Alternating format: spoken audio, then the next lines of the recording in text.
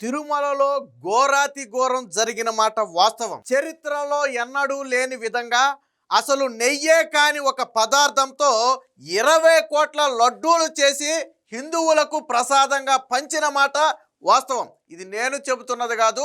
Supreme court ఆధ్వర్యంలో ఏర్పాటు చేసిన ఏదైతే సిబిఐ సిట్టు ఉందో ఆ సిట్టు ఆధారాలతో సహా కుండ బద్దలు కొట్టింది మనందరికీ తెలుసు. ఒక రకంగా హిందువులందరూ కూడా నిర్ఘాంతపోయే పరిస్థితి. చరిత్రలో ఎన్నడూ లేని విధంగా సరే అసలు నెయ్యిలో ఏదైనా కొంచెం కల్తీ పదార్థం కలిస్తే అది వేరే విషయం. అసలు నెయ్యే కాదు 0% ఇది అంటే మిల్క్ ఫ్యాట్ 0% అంటే అసలు ఒక్క పాల చుక్క కూడా వాడకుండా ఒక నెయ్యి అనే పదార్థాన్ని తయారు చేసి దానితో లడ్డూలు చేసి హిందువులందరికీ పంచారు.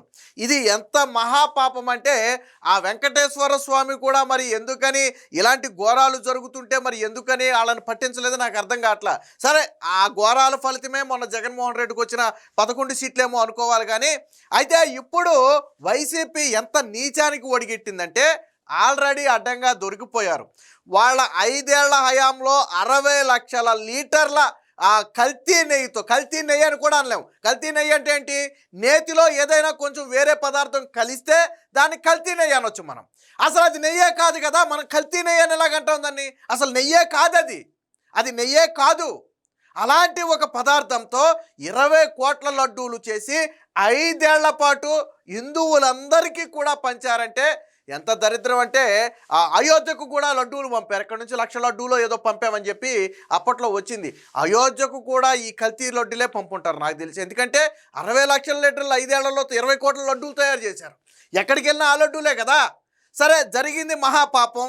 వైసీపీ అడ్డంగా దొరికిపోయింది. దాంట్లో జగన్ పాత్ర ఉందా, వైవి సుబ్బారెడ్డి పాత్ర ఉందా, భూమాన కరుణాకర్ రెడ్డి పాత్ర ఉందా, లేదా ధర్మారెడ్డి పాత్ర ఉందా అనేది కాసేపు పక్కన పెడితే జరిగింది మహాపాపం కదా. ఏం చేయాలి మనం? లెంపలేసుకుని తప్పు ఒప్పుకోవాలి. కానీ వైసీపీ ఇక్కడ ఎదురుదాడికి దిగుతుంది. విచిత్రం ఏంటో తెలుసా? వాళ్ళు తీసుకున్న లైన్ ఏంటో తెలుసా? నాకు ఆశ్చర్యం వేస్తుంది అసలు. అందులో జంతు కొవ్వు లేదు, సంతోషపడండి అందరూ. జంతు కొవ్వు కాదు, సంతోషపడండి అంటున్నారు. అలా నాకు అర్థం కావట్లా. నేను ఒక చిన్న ఎగ్జాంపుల్ చెప్తా మీకు. అందరూ కూడా ఇళ్లలో పూజలు చేసుకుంటారు కదా.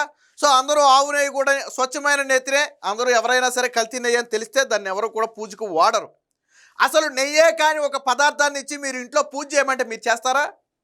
ఇది నెయ్యి కాదమ్మా, పామాయిల్తోనూ అలాగే కొన్ని కెమికల్స్ కలిపి తయారు చేసినటువంటి ఒక పదార్థం అచ్చం నెయ్యిలాగానే ఉంటుంది. ఎందుకంటే దీనికి నెయ్యి సువాసన వచ్చే మళ్ళీ రకరకాల కారకాలు కలిపాం కాబట్టి దీంతో పూజ చేయండి అంటే ఎవరైనా దేవుడి దగ్గర కనీసం మనం పూజ చేస్తామా? చెయ్యం కదా. పోనీ దాన్ని మనం తినే పదార్థాల్లో వేయమంటే వేస్తామా? పోనీ దేవుడికి చేసే నైవేద్యంలో దాన్ని కలపమంటే మనం కలుపుతామా? కలపం కదా, చెయ్యం కదా. మరి అలాంటిది సాక్షాత్తు ప్రపంచవ్యాప్తంగా 100 కోట్ల మంది భక్తులు కలిగినటువంటి వెంకటేశ్వర స్వామి ప్రసాదం. అసలు వెంకటేశ్వర స్వామి అంటేనే మనకు మొదట గుర్తొచ్చేది లడ్డు. మీకు పెద్ద తిరుపతి అనగానే మీకు ఏం గుర్తొస్తుంది? లడ్డు గుర్తొస్తుంది ఫస్ట్ కదా. మరి అలాంటి లడ్డూని అపవిత్రం చేశారు కదా. అసలు నెయ్యి కానీ ఒక కృత్రిమ పదార్థంతో తయారు చేశారు కదా. కానీ ఏమని కవర్ చేసుకుంటున్నారు? అందులో జంతు కొవ్వు లేదు కదా, మీరు జంతు కొవ్వు ఉందన్నారు కదా, జంతు కొవ్వు లేదు కదా. ఎంత మహాపాపం. అసలు జంతు కొవ్వు ఉంటా కదా, నెయ్యే కాదు కదా. నేను ఇందాక చెప్పింది అదే. కల్తీ నెయ్యి అంటే వేరు. ఎందుకంటే అసలు నేతిలో ఏదైనా కొద్దో గొప్ప కలిసి ఉండొచ్చు. మొదట ఏమనుకున్నారు?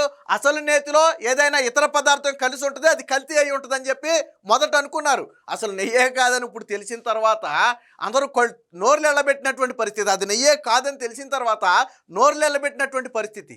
ఆ రోజు లడ్డూలు తిన్న వాళ్ళందరూ చిచ్చి మేము ఒక నెయ్యి కాని పదార్థంతో చేసిన ఒక లడ్డూని తిన్నామా మేము అని ఈరోజు అసహించుకునే పరిస్థితి. కానీ అంటే వైసీపీ నాయకులు మాట్లాడలేదు దీని గురించి. జగన్మోహన్ రెడ్డి మాట్లాడు, భూమాన కరుణాకర్ రెడ్డి మాట్లాడు, వైవి సుబ్బారెడ్డి మాట్లాడు. ప్రధానంగా వీళ్ళు ముగ్గురే మాట్లాడితే ఇలా ముగ్గురు కూడా సిట్ రిపోర్ట్ వచ్చిన తర్వాత మిన్నుకుండిపోయారు, నోరు మెదపట్ల. కానీ వైసీపీ సోషల్ మీడియా ద్వారా మాత్రం జంతు కొవ్వు లేదు.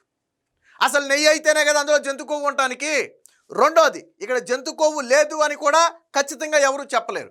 ఎందుకనంటే ఈ తయారు చేసినటువంటి పదార్థంలో ఒకటి పామాయిల్తో పాటు తర్వాత కొన్ని రకాల కెమికల్స్ కలిపారు అని చెప్పారు. అవి దేనితో తయారు చేశారు? ఆ కెమికల్స్ అని మాట్లాడుకుంటున్నాం చూసావా మనం. సో వాటిని దేంతో తయారు చేశారు? సో ఇప్పుడు చాలామంది నిపుణులు చెబుతున్న మాట ఏంటంటే ఆ కెమికల్స్ అంటే ఖచ్చితంగా అది జంతు కొవ్వు నుంచే తీసి ఉంటారు. ఎందుకంటే అంత పెద్ద మొత్తంలో కెమికల్స్ను కృత్రిమంగా తయారు చేయడం అనేది సాధ్యపడే విషయం కాదు. జంతు కొవ్వు నుంచి తయారు చేసినటువంటి కెమికల్స్ అయి ఉంటాయి. ఆ కెమికల్స్ ఏంటనేది బయటకు తీయగలిగితే, ఆ రోజు వాడిన కెమికల్స్ ఏంటనేది బయటకు తీయగలిగితే దానికి జంతు కొవ్వు వాడారా లేదా అనేది ఖచ్చితంగా తేల్చవచ్చు. 100% జంతు కొవ్వుతో తయారు చేసిన కెమికల్స్నే వాడుంటారు అనేది ఇప్పుడు నిపుణులు చాలామంది చెబుతున్నటువంటి మాట. అంటే అసలు నెయ్యి గాని దాంట్లో కూడా మీరు జంతు కొవ్వు కలిపినట్టే కదా. నిజంగా ఆ కెమికల్స్ కన్నా జంతు కొవ్వు నుంచే వచ్చాయి అని నిర్ధారణ జరిగితే, అంటే మీరు నెయ్యి కానీ ఒక పదార్థంలో జంతు కొవ్వును కలిపి మీరు హిందువుల చేత అందరి చేత కూడా తినిపించినట్టుగానే భావించాలా. ఎలా సమర్థించుకున్నారు నాకు అర్థం కావట్లా. అసలు తిరుమల తిరుపతిలో చరిత్రలో ఎప్పుడైనా నెయ్యి కానీ ఒక పదార్థంతో లడ్డూలు తయారు చేశారా? దాన్ని హిందువులు యాక్సెప్ట్ చేస్తారా? భక్తులు యాక్సెప్ట్ చేస్తారా? సభ్య సమాజం యాక్సెప్ట్ చేస్తారా? నేను అడుగుతున్నా. నెయ్యి కానీ ఒక పదార్థంతో అసలు ఒక్క చుక్క పాలు కూడా, ఎంత దరిద్రం, ఎంత రామరామ, ఎంత దరిద్రం అది. ఒక్క చుక్క పాలు లేవా? ఒక్క చుక్క పాలు లేవా? పాలు అనే పదార్థమే లేదు. అసలు నెయ్యి ఎలా తీశారు నాకు అర్థం కావట్లా. మీకు ఇది ఖచ్చితంగా 100% కుట్రే. ఇప్పుడు వైవి సుబ్బారెడ్డి పిఎస్ చిన్నప్పన్న పాత్ర ఉందని చెప్పి సిట్టు చాలా స్పష్టంగా చెప్పింది. ప్రతి కేజీ నెయ్యికి 25 రూపాయల కమిషన్ అడిగాడని చెప్పి సిట్టు చాలా స్పష్టంగా చెప్పింది. మరి వైవి సుబ్బారెడ్డి పాత్ర లేకుండా ఒక పిఏకి అంత ధైర్యం ఉంటుందా? ఆలోచించాల్సిన విషయం. ఒక పిఏకి అంత ధైర్యం ఉంటుందా? రెండోది, గతంలో ఏం చెప్పారు? ప్రొక్యూర్మెంట్ జనరల్ మేనేజర్ అయినటువంటి సుబ్రహ్మణ్యం అనే వ్యక్తి ఆ రోజు ప్రొక్యూర్మెంట్కి జనరల్ మేనేజర్గా ఉన్నాడు. అది కల్తీ అని తెలిసిన తర్వాత నేను వైవి సుబ్బారెడ్డి దగ్గరికి వెళ్ళాను. వైవి సుబ్బారెడ్డి దగ్గరికి వెళ్తేనేమో ఇక ఈ నెయ్యి మనం వాడేసాం కాబట్టి దీని గురించి ఏం మాట్లాడొద్దు, ఇది రచ్చ అవుద్ది, కల్తీ అని తెలిస్తే ఇబ్బంది అవుద్ది, ప్రభుత్వానికి కూడా ఇబ్బంది అవుద్ది, మాట్లాడొద్దని చెప్పి వైవి సుబ్బారెడ్డి చెప్పాడని చెప్తున్నారు. సరే, అక్కడ వరకు ఆయనకి తెలియకుండా జరిగిందని అనుకుందాం కాసేపు. ఆ కల్తీ వరకు వైవి సుబ్బారెడ్డికి తెలియదు, తర్వాతే తెలిసిందో అనుకుందాం. మరి తర్వాత అదే డైరీలకి టెండర్లు ఎలా కలబెట్టారు? ఆల్రెడీ వైవి సుబ్బారెడ్డికి తెలుసు కదా కల్తీ జరిగిందని. ఆయనే కదా ఇప్పుడు మాట్లాడొద్దు అని మనం వాడేసామన్నది. మరి తరువాత అదే కంపెనీలకు టెండర్లు ఎలా కట్టబెట్టారు నాకు అర్థం కాలేదు. మరి నిబంధనలు ఎందుకు మార్చారు? అంతకుముందు నిబంధనలు ఏంటంటే ఖచ్చితంగా ఇన్ని లీటర్ల పాలు సేకరించాలి, ఇన్ని లీటర్ల వెన్న సేకరించే సామర్థ్యం దానికి ఉండాలి అని ఖచ్చితమైన నిబంధనలు ఉండేవి. అలాగే ఇన్ని కోట్ల 250 కోట్ల టర్నోవర్ ఉండాలని ఒక ఖచ్చితమైన నిబంధన ఉండేది. రెండోది, ఈ టీటీడీ నుంచి నెయ్యి సరఫరా చేసే డిస్టెన్స్ కూడా 100 కిలోమీటర్లు, 200, 300 కిలోమీటర్ల సమయంతో ఒక డిస్టెన్స్ ఉండేది. ఎందుకంటే ఎక్కువ దూరం నెయ్యి ట్రావెల్ చేసి వస్తే ఈ లోపు దెబ్బతింటుందని ఒక సర్టెన్ దూరాన్ని కూడా పెట్టారు. వైసీపీ వచ్చిన తర్వాత మొదట చేసింది ఏంటంటే పాలు సేకరించాలి అనే నిబంధనే తీసేసింది. అక్కడే మొదటి స్టెప్ అక్కడే పడింది.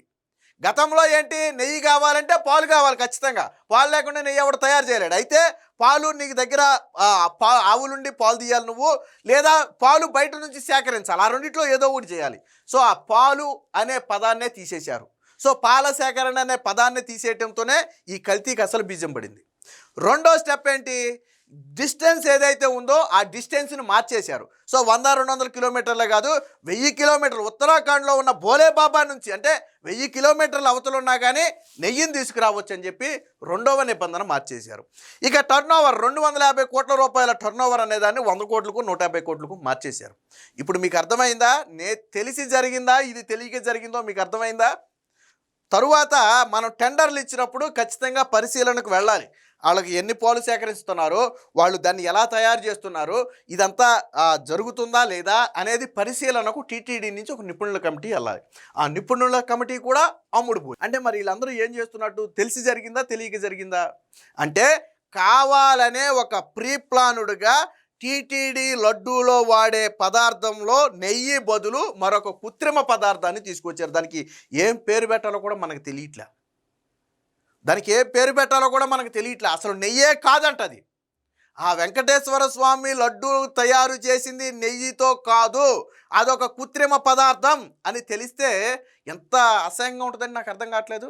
ఓసారి ఊహించుకోండి, మీరే లడ్డు తిన్నారు, అది ఒక చుక్క పాలు కూడా లేని ఒక పదార్థంతో తయారు చేశారు, కెమికల్స్తో తయారు చేశారు. ఎలా ఉంటుంది? ఆ కెమికల్స్ ఏంటనేది తెలిస్తే అందులో జంతు కొవ్వు కలిసిందా లేదా అనేది బయటకు వచ్చింది. 100కు 100% నిపుణులు చెప్పే మాట జంతు కొవ్వు కలిసింది. ఆ కెమికల్స్ ఏంటో తెలిస్తే జంతు కొవ్వు కలిసిందా లేదా అనేది ఖచ్చితంగా తేల్చొచ్చు. ఎందుకంటే కొన్ని పదార్థాలు తయారు చేయడానికి 100కు 100% జంతు కొవ్వు వాడాలి. వాడితేనే కొన్ని కెమికల్స్ తయారు చేయగలరు. అలాంటి కెమికల్సే వీళ్ళు వాడి ఉంటారు. ఎందుకంటే కృత్రిమంగా కెమికల్స్ తయారు చేయడం అనేది అంత ఈజీ కాదు. సో అంత బల్క్లో. సో ఇది అంటే జరిగిన తప్పు వాళ్ళు ఒప్పుకోవట్లా. వీళ్ళ హయాంలో టెండర్లు మా నిబంధనలు మార్చారు, ఒప్పుకోవట్లేదు. నెయ్యి కానీ ఒక పదార్థంతో లడ్డూలు చేశారు, దాన్ని ఒప్పుకోవట్లేదు. భక్తుల మనోభావాలను దెబ్బతీశారు, దాన్ని ఒప్పుకోవట్లేదు. వీళ్ళందరికీ ఇది తెలిసే అందులో అక్కడ వెంకటేశ్వర స్వామి దగ్గర జరిగింది, అది ఒప్పుకోవట్లేదు. కానీ జంతు కొవ్వు లేదు కదా, మీరు జంతు కొవ్వు అన్నారు, జంతు కొవ్వు లేదు కదా అందులో, సంతోషపడండి. అంటే అది నెయ్యి కాకపోయినా హిందువులు బాధపడకూడదు, కెమికల్స్తో తయారు చేసినా హిందువులు బాధపడకూడదు, అసలు ఏళ్ల తరబడి వస్తున్నటువంటి చరిత్రకు తూట్లు పడిచినా హిందువులు బాధపడకూడదు. చివరికి నెయ్యి లేదు, అందులో కొవ్వు లేదు కదా, జంతు కొవ్వు లేదు కదా, సంతోషపడండి. అది వైసీపీ చెప్పే విధానం. నాకు అర్థం కాల అసలు అలా గుడ్డిగా ఎలా సమర్థిస్తున్నారు నాకు అర్థం కాల. ఒరే బాబు, అసలు అది నెయ్యే కాదు కదా, దాన్ని ఎలా సమర్థిస్తారు? లడ్డు అనే ఒక పదార్థాన్ని దేంతో తయారు చేయాలి? నెయ్యి అనే ఒక పదార్థంతో తయారు చేయాలి. మీరు నెయ్యితో తయారు చేశారు, అందులో ఏముందో ఏం లేదో కాసేపు పక్కన పెడదాం. మీరు నెయ్యితో తయారు చేశారా? చెప్పండి, ఎవడైనా సరే గుండెల మీద చేసుకుని. నేను సూటిగా అడుగుతున్నా, వెంకటేశ్వర స్వామి లడ్డు అనే పదార్థాన్ని, ఆ ప్రసాదాన్ని స్వచ్ఛమైన నేతితో తయారు చేయాలి. మీరు నేతితో తయారు చేశారా? కనీసం అందులో 1% అయినా మిల్క్ ఫ్యాట్ ఉందా? ఒక్క చుక్క పాలైనా మీరు సేకరించారా? 20 కోట్ల లడ్డూలు తయారు చేశారు 60 లక్షల నేతితో, లీటర్ల నేతితో. ఒక్క చుక్క పాలు సేకరించి 1 లీటర్ పాలు సేకరించారా మీరు? మరి దేంతో తయారు చేశారు మీరు లడ్డు? ఎలా సమర్థించుకుంటారు దాన్ని? ఒక రకంగా అది ఒక విషయాన్ని పెట్టారు మీరు. గట్టిగా మాట్లాడుకుంటే అది అంటే ప్రజల ప్రాణాలు తీసి ఉండకపోవచ్చు, కానీ మీరు ఒక విషయాన్నే పెట్టారు. 5 ఏళ్ల పాట తెలుసో తెలియకో ఎక్కడైనా 1 ట్యాంకో 1/2 ట్యాంకో జరుగుంటే అది తెలియక జరిగిందేమోలే అనుకోవచ్చు. మీకు తెలిసే జరిగింది. అది కల్తీ అని వచ్చిన తర్వాత కూడా దానికే టెండర్లు కట్టబెట్టారు. వెళ్ళిన నిపుణుల కమిటీ మొత్తం అమ్ముడు పోయింది. వైవి సుబ్బారెడ్డి పిఏనేమో కమిషన్లు అడుగుతాడు, చిన్నప్పనేమో కమిషన్లు అడుగుతాడు.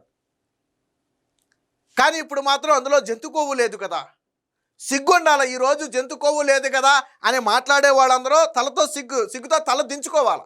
వెంకటేశ్వర స్వామి లడ్డూని, ప్రసాదాన్ని ఏ పదార్థంతో తయారు చేయాలో మీరు సమాధానం చెప్పండి. జంతు కొవ్వు లేదు కదా, మీరు ఏ పదార్థంతో తయారు చేయాలో, ఏ పదార్థంతో తయారు చేశారు నేను అడుగుతున్నా, సమాధానం చెప్పాలా?